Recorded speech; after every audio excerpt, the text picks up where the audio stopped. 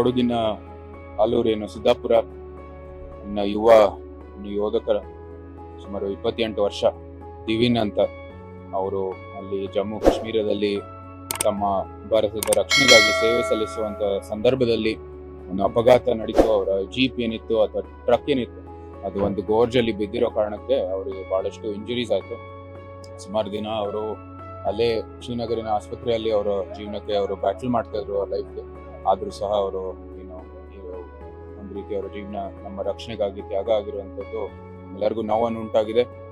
ಈ ಅವರ ಏನು ದೇಶ ರಕ್ಷಣೆಗಾಗಿ ಅವರು ಸದಾ ಕೆಲಸ ಮಾಡ್ತಿರೋ ಕಾರಣಕ್ಕಾಗಿ ಮತ್ತು ಅವರು ಏನು ನಮ್ಮ ಕೊಡಗಿನ ಒಬ್ಬ ವೀರ ಯೋಧ ಆಗಿರೋ ಕಾರಣಕ್ಕಾಗಿ ನಾವು ಅಂದ್ರೆ ಜನರ ಪ್ರತಿನಿಧಿಯಾಗಿ ಇಲ್ಲೂ ಸಹ ಬಂದು ಜನರ ಒಂದು ಮೈಸೂರು ಕೊಡಗುವಿನ ಸಮಸ್ತ ಜನರ ಪರವಾಗಿ ಇಲ್ಲಿ ಅವರ ಸ್ವಂತನನ್ನು ಕೊಡ್ಲಿಕ್ಕೆ ಮತ್ತು ನಮ್ಮ ಪರವಾಗಿ ಗೌರವವನ್ನು ಕೊಡ್ಲಿಕ್ಕೆ ಬಂದಿದ್ದೀವಿ.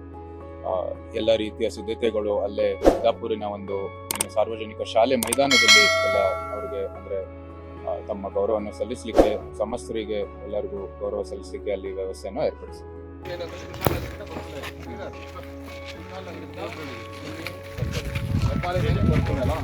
ಹೆಬ್ಬಾಲೆಯಿಂದ ಬರ್ತದೆ.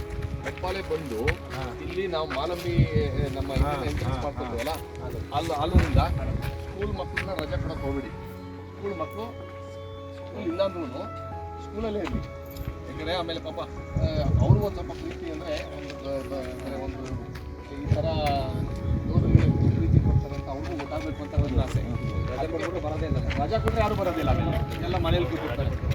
ಅವ್ರು ಹೇಳಿ ಮಕ್ಕಳಿಗೆ ಸ್ಕೂಲಿಗೆ ಬರಲಿ ನಾಳೆ ಮಾತ್ರ ಬಿ ಅವ್ರ ಹತ್ರ ಮಾತಾಡ್ಕೊಂಡಿಲ್ಲ ಸ್ಕೂಲಿಗೆ ಬರಲಿ ಅಲ್ಲಲ್ಲ ಸ್ಕೂಲ್ ಅದೇ ಅದೊಂದು. ಎರಡನೇದ್ರಲ್ಲಿ ಅಲ್ಲಿಂದ ಒಂದು ಓಪನ್ ಗಾಡಿದು ಒಂದು ವ್ಯವಸ್ಥೆ ಮಾಡೋಣ.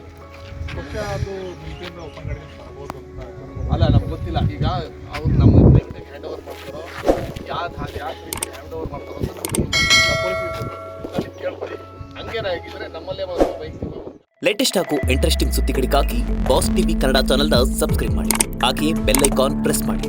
ಇದರ ಜೊತೆಗೆ ಫೇಸ್ಬುಕ್, ಇನ್ಸ್ಟಾಗ್ರಾಮ್, ಎಕ್ಸ್ನಲ್ಲೂ ಮಿಸ್ ಮಾಡದೆ ಫಾಲೋ ಮಾಡಿ.